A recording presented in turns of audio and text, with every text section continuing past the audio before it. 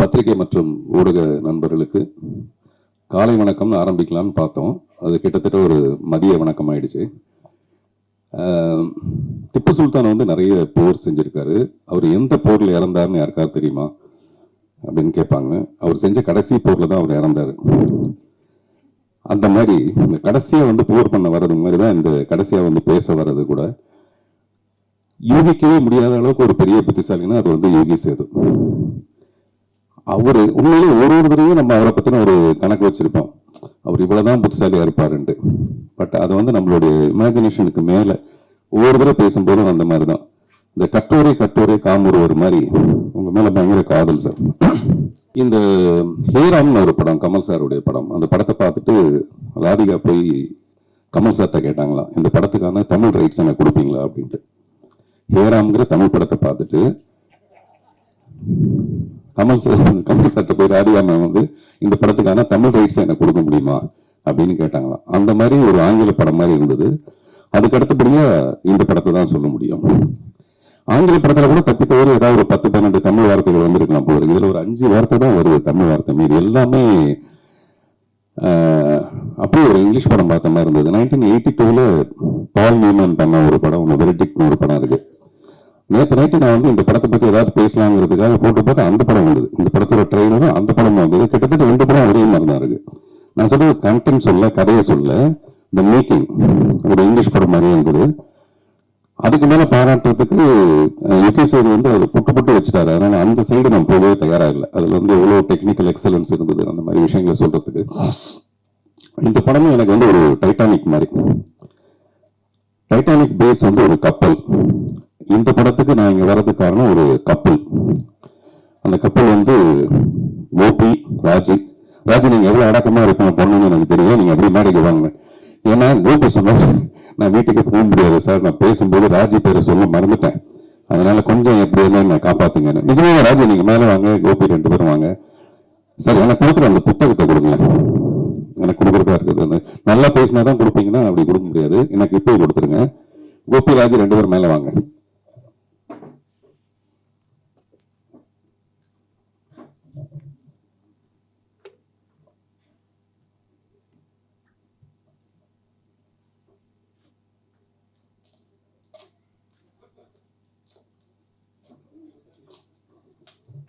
மேடையில் நிற்க வச்சு கலாய்க்கிறது பெரிய விஷயம் இல்லை.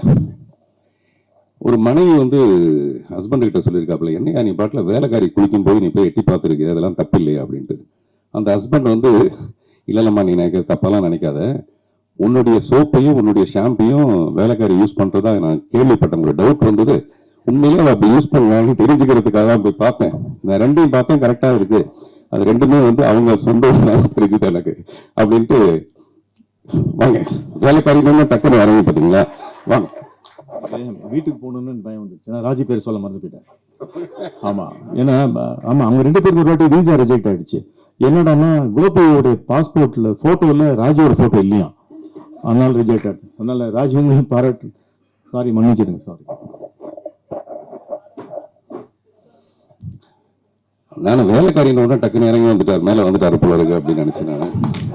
இல்ல நீங்க நல்ல வேலைக்கார, அதுக்காக ஷாம்பு வேற தான் வந்தது அப்படி நிறைய வரும் தெரியும் நமக்கு. இல்ல எதுக்காக சொல்ல வரேன்னா, இந்த மாதிரி ஒரு சமாளிக்கிற புருஷனுக்கு நடுவுல நேற்று நான் கோபி கிட்ட சொன்னேன், சார் நான் வந்து இந்த படத்தோட ட்ரைலர் எனக்கு அனுப்புங்க பேசுறதுக்காக. நான் மெசேஜ் அனுப்பிச்சேன், அவர் கேட்கல, தெரியல. அப்புறம் ஃபோன் பண்ணி சத்தம் போட்டாங்க, சார் அவங்களுக்கு புரிய மாட்டேங்குது, அது உடனே எனக்கு அனுப்பிச்சிருக்கலாம். இல்ல சார் எனக்கு இருக்கிற வேலையில இந்த இதெல்லாம் பாக்குறது ரொம்ப கஷ்டமா இருக்கு, இதை வேற ஒரு பக்கத்துல கையில பிடிச்சிட்டு இருக்க வேண்டியதா இருக்கு இந்த போனை அப்படின்னு நான் சொன்னேன். அதுக்கு யாராவது ஒரு பொண்ணை வச்சுக்கங்க சார் பக்கத்துல ஹெல்ப்புக்கு, அப்படிலாம் வச்சுக்கணும்னா நாங்க ஒய்ஃபை கிட்ட கேட்கணும் சார் அப்படின்னு. எனக்கு தெரிஞ்ச ஒய்ஃபை கேட்டு வச்சுக்கிற ஒரே ஒரு ஆள் வந்து கோபியா தான் இருக்க முடியும். கோபியோட ராஜ்யம் இப்படி பிரமாணம் இருக்கிறதுக்கு காரணமே ராஜி தான். யாராவது போன சொல்லுவாங்களா சார்? நீங்க இப்பதான் நீங்க பெரிய புத்திசாலி சொல்றதுனால நீங்க போனை வச்சுக்கிட்டா 2 டவுட் வேற கேக்குறீங்க நீங்க. சோ இப்படி எதுக்கா சொல்லணும்னா, இந்த மாதிரி ஒரு கப்பல் அமைகிறது ரொம்ப ரொம்ப கஷ்டமான ஒரு விஷயம்.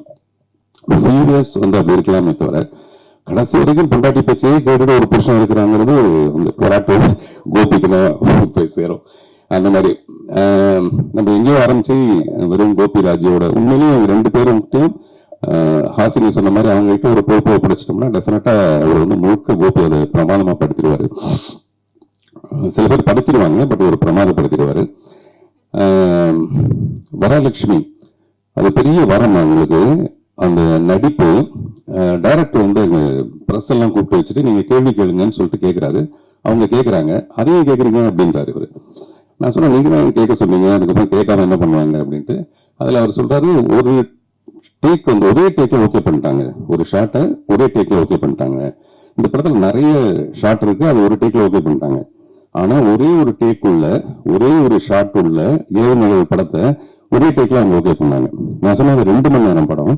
கிட்டத்தட்ட நாங்க 85 நாள் நாங்க ரிஹர்சல் பண்ணிட்டு கடைசியில ஒரு 4-5 நாளைக்கு முன்னாடி தான் வரலட்சுமி கூப்பிட்டு அந்த மாதிரி ஒரு ரோல். எனக்கு உண்மையிலேயே ரொம்ப பயமா இருக்கு.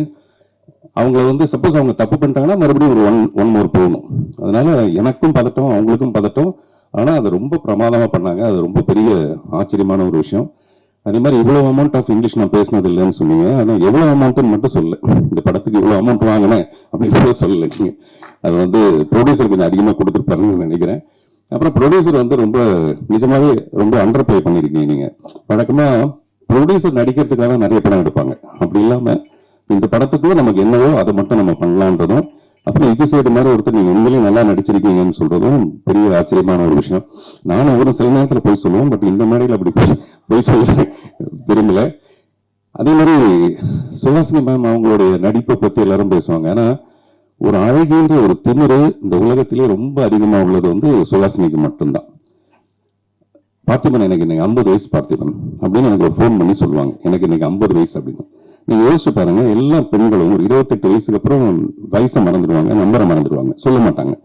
50 வயசுல ஒரு பெண் வந்து எனக்கு 50 வயசு ஆயிடுச்சுன்னு சொல்லணும்னா அப்ப தன்னுடைய திமிர் மேல எவ்வளவு பெரிய ஒரு அழகு இருக்கும் பாருங்க. 50 வயசுல எவ்வளவு அழகா இருக்குங்கிறது அந்த மாதிரி ரொம்ப செல்ஃப் கான்பிடன்ஸ்னா அப்படி ஒரு கான்பிடன்ஸ். எனக்கு மணிரத்னத்து மேல லவ், மணிரத்னத்துக்கு சுஹாசினி மேல love. A is equal to B, B is equal to C, A is equal to C, அந்த மாதிரி. So we love you all. Director இந்த படத்துல ஒரு பாட்டு எழுதுறதுக்காக என்ன வந்து சந்திச்சாரு. அப்ப அந்த சிச்சுவேஷன் சொன்னாரு. அவர் சிச்சுவேஷன் சொல்லும்போது எனக்கு இளையராஜா சார் சொன்ன ஒரு ஞாபகம் வருது. இளையராஜா சார் ஒரு மேடையில சொல்றாரு, கண்ணதாசன் வந்து உட்காந்துட்டாராம். அந்த டைரக்டர் வந்து சிச்சுவேஷன் சொல்றாரு. சொல்லும்போது கண்ணதாசன் வந்து அப்படின்னு துப்புறாராம். அவர் சிச்சுவேஷனுக்காக, அவர் டைரக்டர் சொன்ன சிச்சுவேஷனுக்கு துப்புறாரா இல்லாட்டி உண்மையிலே வாயில போட்டு வெத்தலை பார்க்க துப்புறாரான்னு தெரியலன்ட்டு ராஜா சார் ஒரு ஜோக் அடிக்கிறாரு. அந்த மாதிரி சம்டைம்ஸ் வந்து அந்த சிச்சுவேஷன் அப்படி இருக்கும் பொதுவா. பட் ராஜா சார்ட்ட நீங்க என்ன சிச்சுவேஷன் சொன்னாலும் பிரமாதமா தான் பாட்டு போடுவாரு. சிட்டுக்குருவின்னு ஒரு படம் 8 சாங் ஹிட். அது ஒண்ணு படத்தோட சிச்சுவேஷன் சொல்லி பண்ணது கிடையாது. அப்படிப்பட்ட ஒரு மியூசிக் டைரக்டர். இவர் சிச்சுவேஷன் எனக்கு சொல்ல வரும்போது ஒரு முழு கதையுமே சொன்னார். இந்த படத்தோட படம் பார்க்குற மாதிரி அவர் முழு கதையை சொன்னாரு. அப்பவே எனக்கு இந்த படத்து மேல ஒரு பெரிய நம்பிக்கை. அது வந்து ட்ரைலர்ல பார்த்தாலும் ரொம்ப பர்ஃபெக்டா இருந்தது. இவர் யுகி சேது சொன்ன மாதிரி திருப்பி யுகி சேது சொன்ன மாதிரி சொல்ல வேண்டியதா இருக்கு. ரொம்ப அளவெடுத்து பிரமாதமான பர்ஃபார்மன்ஸ் எல்லார்ட்டையும் வாங்கி இருக்கிறது. அட் டான் இட்ஸ் குவைட் இயர்னு ஒரு படம் இருக்கு, ஒரு ரஷ்யன் பிலிம். அதுல ஒரு 5 பெண்கள், எனக்கு அதுதான் ஞாபகம் வந்தது. At dawn it's quiet here. நானும் உங்களை மாதிரி ஏதாவது 2-3 பேரெல்லாம் அப்படி சொல்லலாம், இல்லாட்டி மரியாதையா இருக்கு அதுல நம்ம வந்து கடைசியா பேச வச்சுட்டாங்க அப்படின்ட்டு. சோ அந்த படத்துல ஒரு 5 பெண்கள் பிரமாதமா நடிச்சிருப்பாங்க. அந்த மாதிரி இந்த படத்துல இருக்க இந்த 5 முகங்கள். அப்புறம் படத்தை பத்தி பாராட்டுறது, நம்மளே அதை பத்தி நிறைய சொல்லிட்டு இருக்கிறதுக்கு பதிலாக டெஃபினட்டா நீங்க ஒரு நல்ல வேர்டிக்ட் இது கொடுப்பீங்கன்னு நம்புறோம். பொதுவாக இப்ப படங்கள்லாம் வந்து it may release, it may not ரிலீஸ்னு ஒன்று இருக்கும். மே ரிலீஸ், மே நாட் ரிலீஸ்னு. அப்படி இல்லை, இந்த படம் May 30th அன்னைக்கு ரிலீஸ். வாழ்த்துக்கள், நன்றி.